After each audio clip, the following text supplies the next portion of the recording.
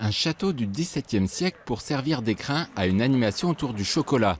Pas étonnant puisque c'est à cette époque que le cacao est introduit à la cour du roi Louis XIII. Il devient vite à la mode. Madame de Sévigné, cousine du comte de Bussy-Rabutin, en vante d'ailleurs les mérites dans ses lettres. Madame de Sévigné s'inquiète à savoir si elle a ou pas, si sa fille a ou pas une chocolatière. Ça, c'est l'ustensile indispensable à la cour de France. C'est pas du tout la boisson de chocolat telle qu'on la connaît aujourd'hui.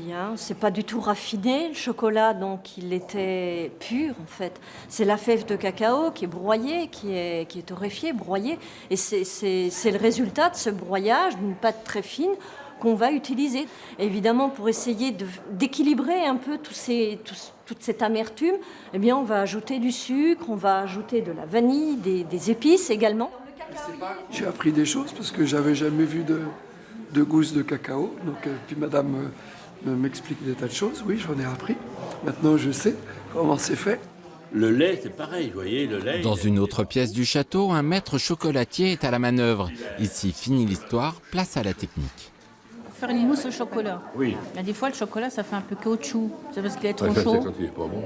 Voilà, d'accord. Ah, d'accord. Il est trop épais, il n'y a pas assez de beurre de cacao dedans, il n'est pas fluide. Des conseils pratiques, mais aussi quelques secrets de fabrication, gustatifs et esthétiques. Exactement, par rapport au beurre de cacao, donc qui ressemble, c'est simplement à la graisse de la fève de cacao, et qui sert aussi à donner un aspect brillant et appétissant au chocolat. Donc on apprend plein de choses. Et apparemment les industriels mettent de la vaseline, ce qui fait des économies. Pour les amoureux de chocolat et de patrimoine, il faudra attendre Pâques si vous souhaitez allier les deux pour chercher des œufs dans le parc du château.